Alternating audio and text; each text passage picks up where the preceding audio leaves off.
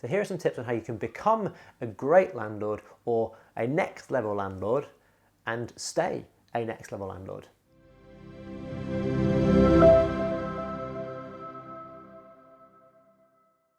I get asked a lot about how to be a good landlord, and I think it's something everybody wants to be, but quite often people fall into this trap of putting profit before people.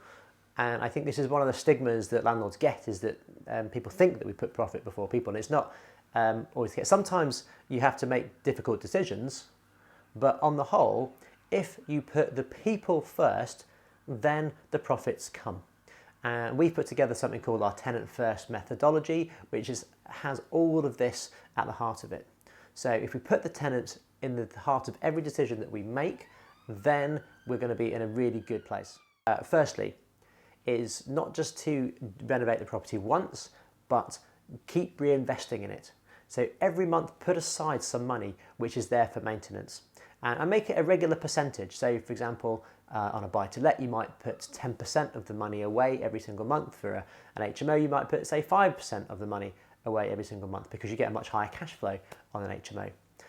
But don't just put it there and expect it to grow as a pot. Put it there and then spend it. So reinvest into the property. Have it there for contingency, but also for when things start to get tired, start to get old.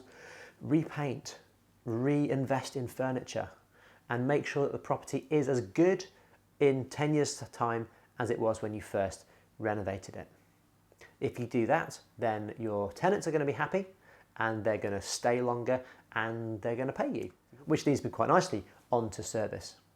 So what level of service do you provide the tenants? Are you responsive? Do you fix things as soon as they break, or do you wait 2 weeks to send somebody round? I think a lot of this comes down to your letting agent, but if you use letting agent, they want to be responsive because they're the face of your business. But in reality, the letting agent might send you a request, and if you spend a week, 2 weeks to get back to the letting agent, then again the tenant is becoming increasingly unhappy that things aren't being resolved. So be responsive to the letting agent.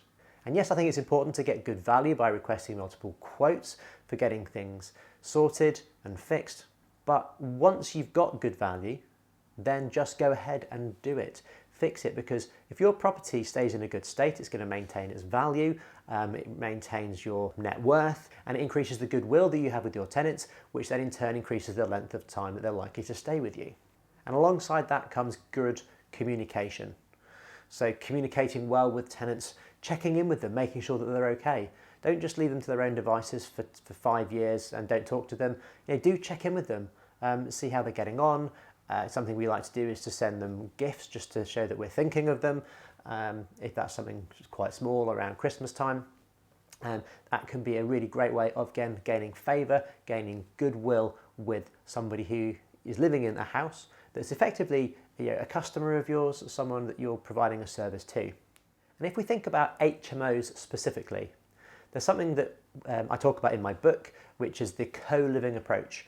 And one of the key things that we talk about there is about building community within the property. So having people that get on with each other, and a really great way of forming meaningful relationships between people that live in shared houses is by putting on gatherings. So for example, could you, on the date that a new occupant moves in, send the house maybe some pizzas and then suggest that they all get together and eat together, so that you can break the ice. The new tenant gets to feel like they're part of the home, part of the community, and what that can do is prevent future problems. It means that they're going to sort out issues between themselves, and it also means that they're more likely to get on with their other tenants, and then maybe form friendships, and then again stay longer because they like living where they are. Hopefully you found that of value. To find out more about the co-living approach and the next level landlord, the tenant first methods, then click on the link down below, and we're more than willing to send you out a free copy of my book, Next Level Landlord. It'll come out to you in the post so you can read it even in the bath.